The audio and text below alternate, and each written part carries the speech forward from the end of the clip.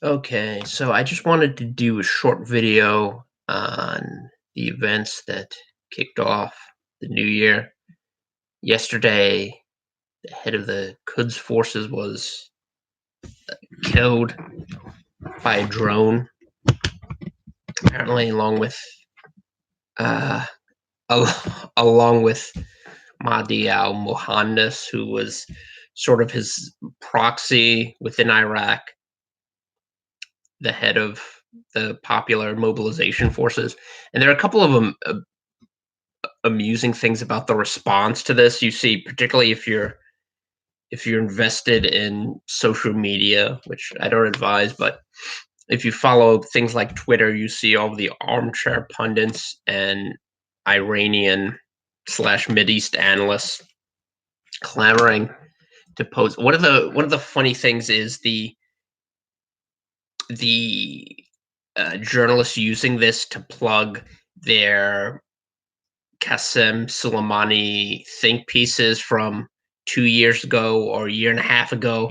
One of the most popular is the one published in the New Yorker by Dexter Filkins, which actually is an interesting essay, but I just think it's funny that they pulled this out of the pulled this out of their sleeve the minute someone who was probably the target of multiple intelligence agencies in the Middle East, in America and Israel, actually did die. So it's kind of like these obituaries they have written for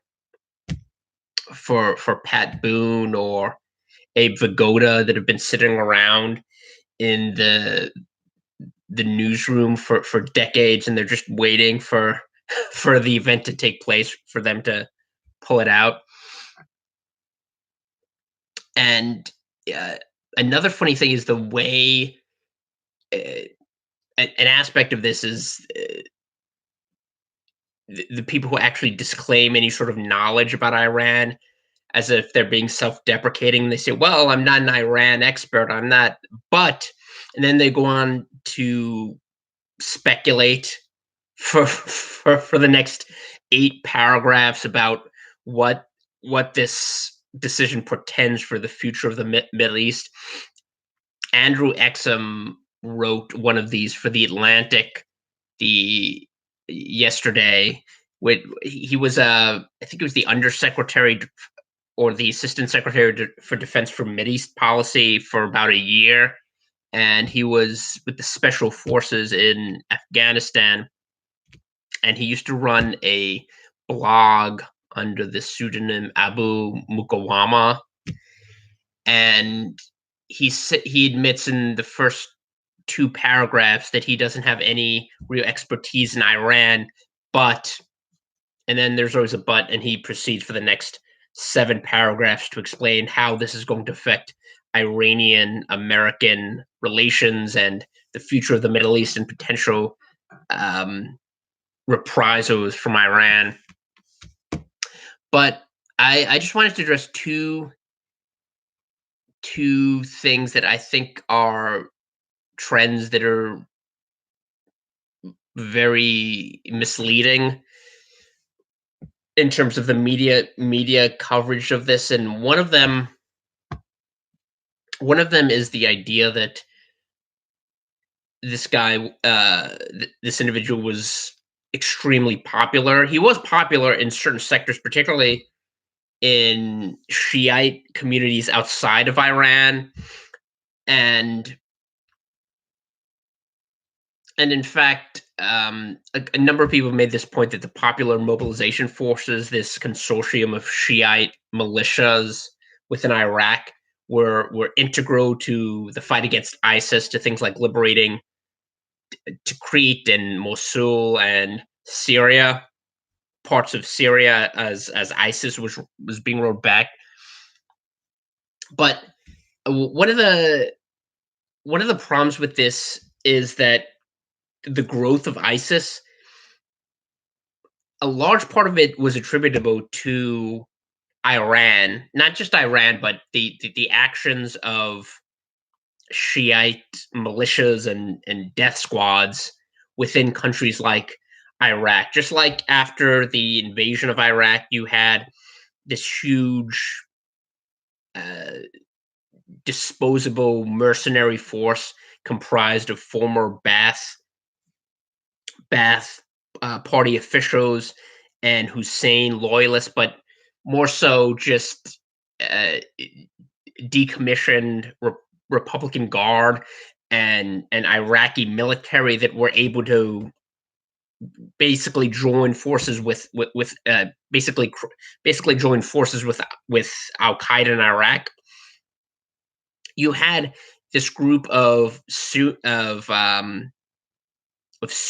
Iraqis who were being attacked by militias and expelled, and it fueled resentment naturally among these people who didn't really have a any sort of standard bearer to rally behind now that their government had been deposed, and no one really to defend them, and it led to the growth of these jihadist groups. So you can credit them for pushing them back and eliminating them in large sections of Iraq and Syria. But the truth is, they Happy New Year, Tim. But the truth is, they actually contributed to the problem. I mean, this reminds me of the people who try to claim uh, in a sort of revisionist history that the Soviet Union was solely responsible for winning the European theater in World War II.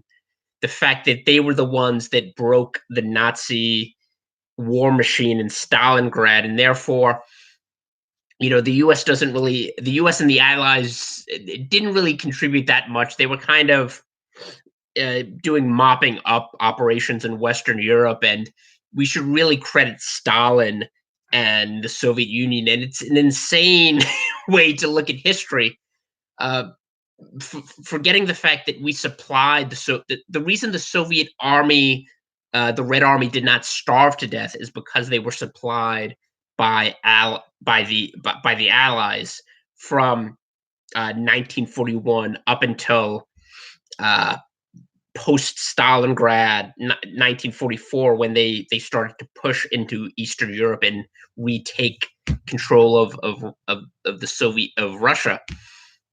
So I mean, that was one of the reasons they were able to defeat, quote unquote, the Nazis, push Germany back. It's because of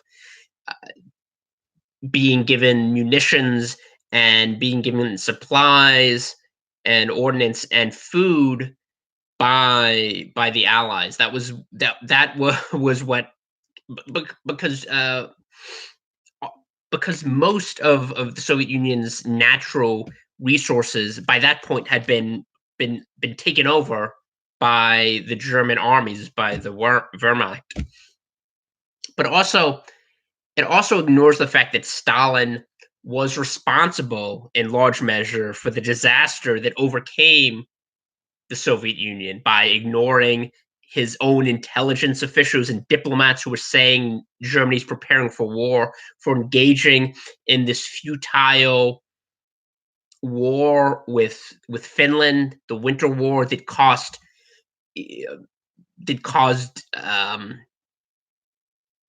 incredible damage to the Soviet military, particularly after he had purged the general staff and the military of any sort of perceived opposition. So he conducted a purge of his top generals right before what would become World War II.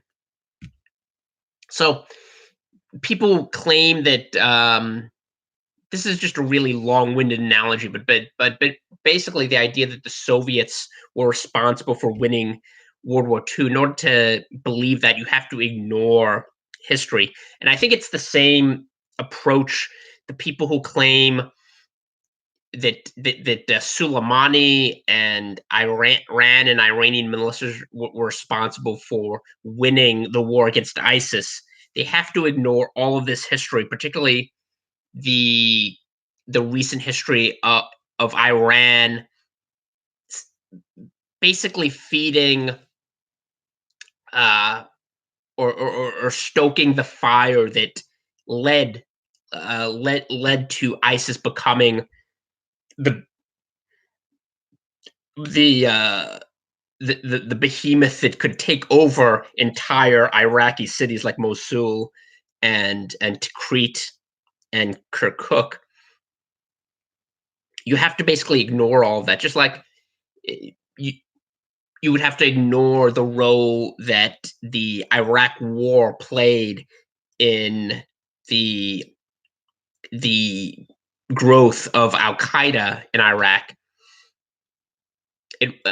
Before that, it was simply a small terrorist or jihadist group attacking Shiite and Iraqi politicians and setting off bombs, sporadic bombings led by Zarqawi. But the the destabilization the destabilization that occurred after the Iraq invasion and occupation led Al Qaeda in Iraq to become a focal point for all of this Sunni discontent, and it led it to become an incredibly lethal, prolific jihadist uh, group, and and likewise, the Syrian war and you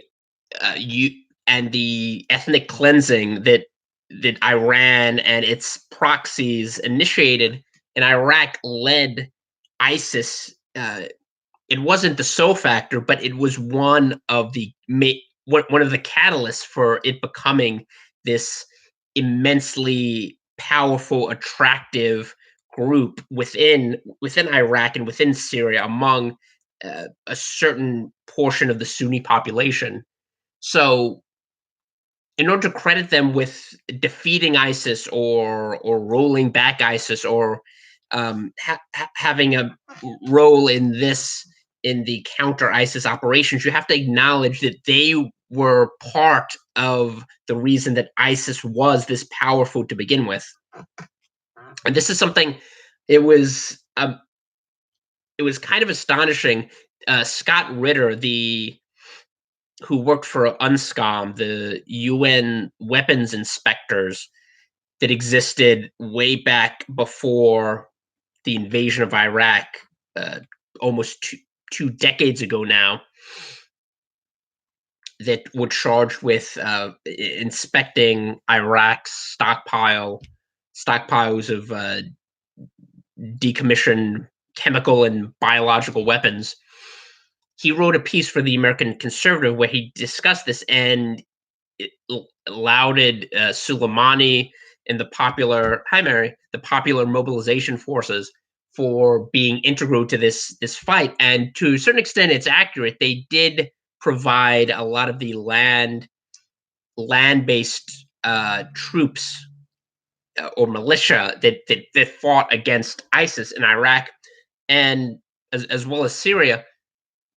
But he ignored the fact that the reason ISIS was so powerful, uh, in large measure, it was because of the actions of Iran and their proxies, and the alienation of the Sunnis living in Iraq because of that. The ethnic cleansing and the attacks and the fact that ISIS was able to capitalize upon the grievances of people who had been targeted by these groups. So to paint a picture of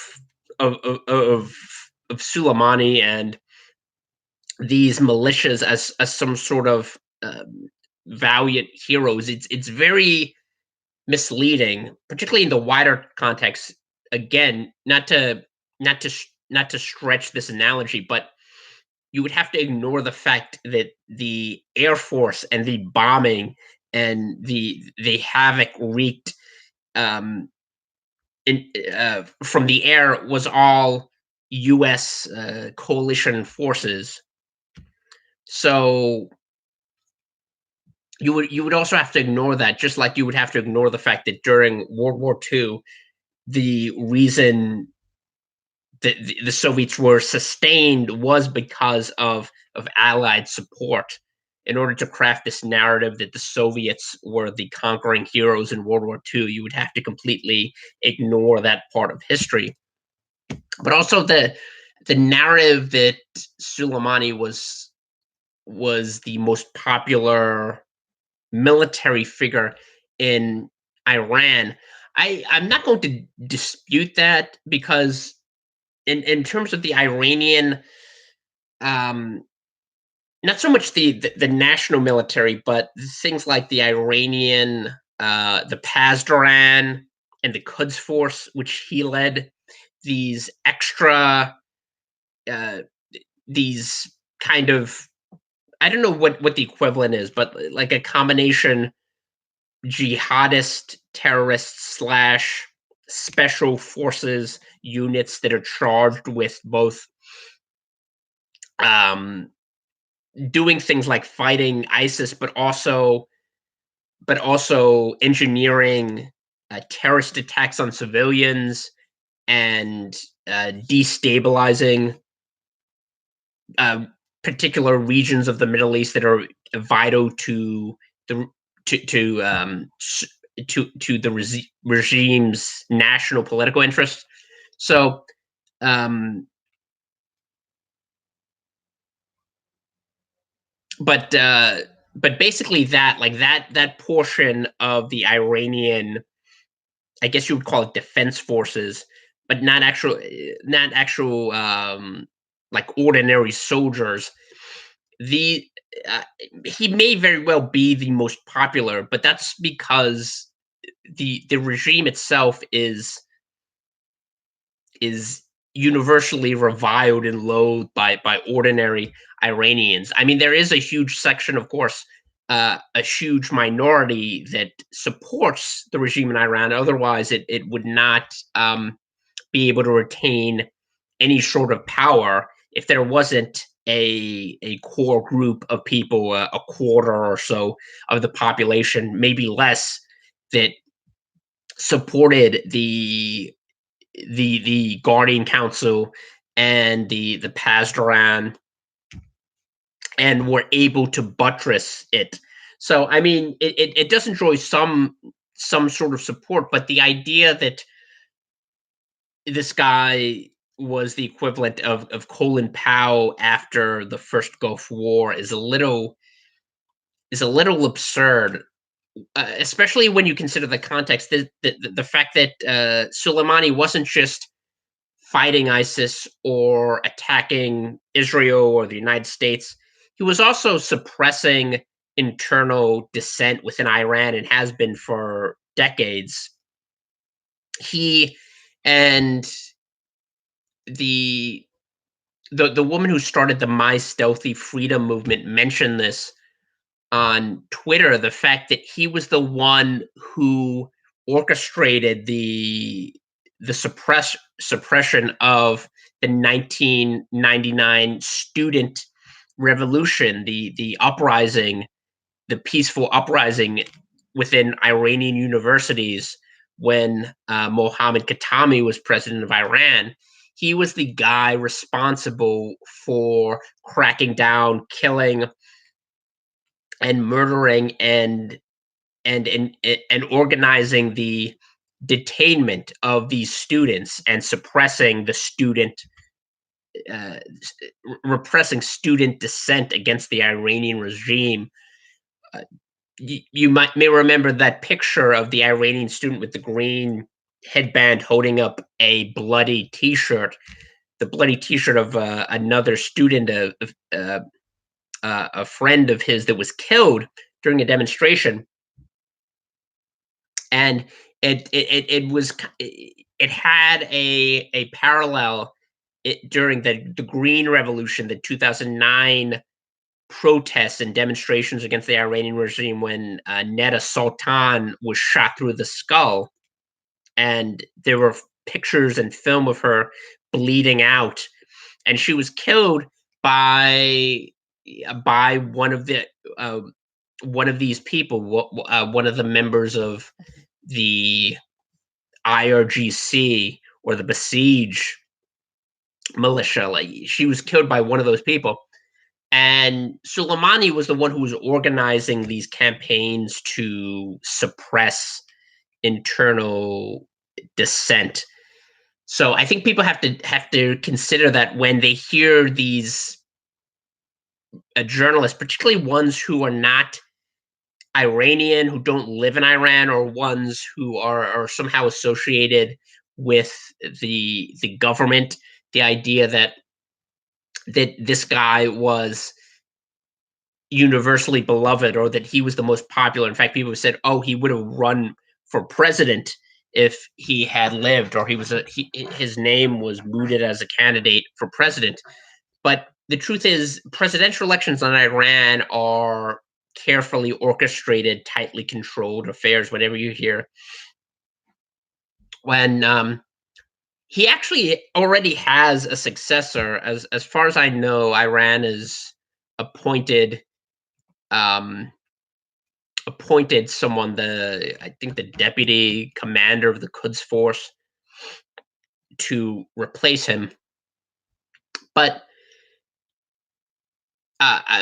people have to keep this in mind when they think about that. So when they said he would have run for president, the presidential elections are not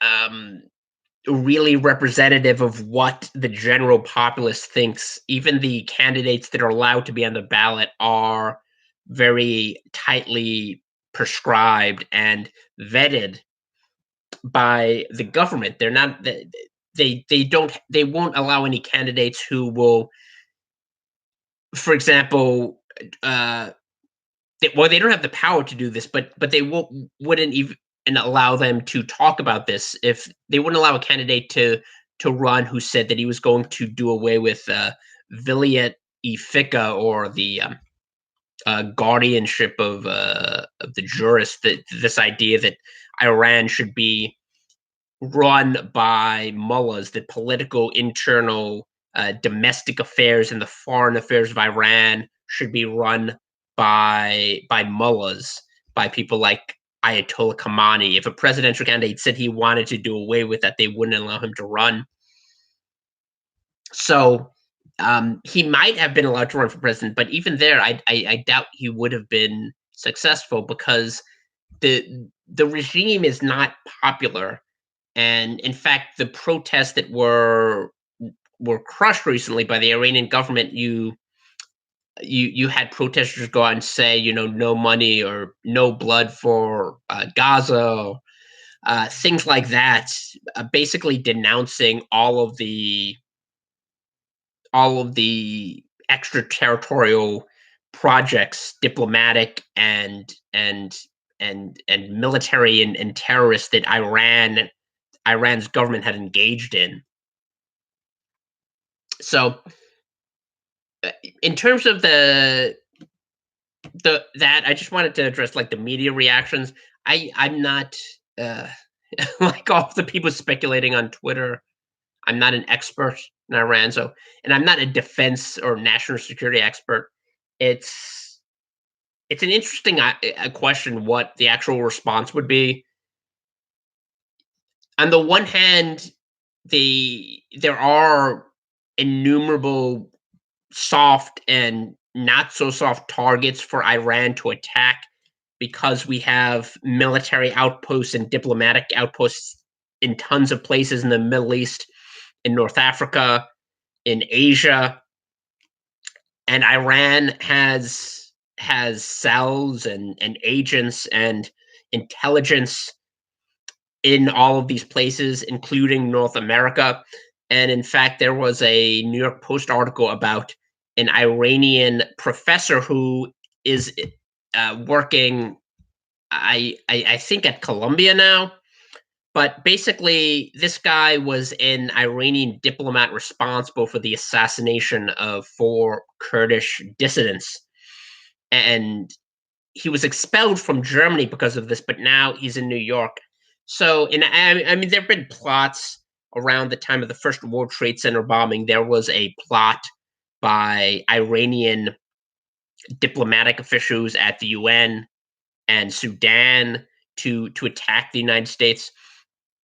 So there are just an incredible number of targets for Iran um, to attack. On the other hand, I think the idea of a full-fledged war is it's a bit premature to say that that's going to happen, particularly when Iran would be concerned about the survival of its regime. I mean, you have a government that just suppressed the largest revolt since the Islamic Revolution itself, and can't is so economically constrained that it can't really afford to pay Hezbollah, its chief, its flagship proxy in the Middle East. So, what they could do to retaliate in that sense, I'm not sure. But again, there are tons of targets of opportunity. So, I would not be surprised if they try to attack in that way. Um, but it's questionable how efficacious that would be, particularly when you had Soleimani walking around or entering Baghdad the day after his proxies had stormed the U.S. embassy and had been let into the green zone by someone who's a member of the Quds forces, basically, which is interesting. But he came into Baghdad the day after the attack, which demonstrates that Iran wasn't really prepared or considering the fact that the U.S. would do this, which makes you wonder what, in terms of strategic preparations, what they've. It's kind of interesting when you look at particularly Iran, and you see this with the DPRK as well. You have these very florid apocalyptic statements whenever something like this happens. And you have this with groups like Hezbollah or Hamas about um, the painting things in these stark, almost theatrical terms. And you wonder if it's hard to believe that they actually believe this. For example, like if they really believe Donald Trump was insane and a madman, why would they have their chief military um, slash intelligence operative come into Baghdad the day after his proxies attacked the U.S. embassy? Like, if they really thought Trump was insane, why would they just go let him walk around Baghdad when they know there are tons of drones and planes and they could just destroy him that very second? So, I it kind of undercuts the rhetorical um, these kind of rhetorical gambits that governments like the Islamic Republic of Iran make. But anyway, I just want to give my thoughts for what they're worth on that, and I'll probably go back to the Quran series in the next video, and I will see you next time.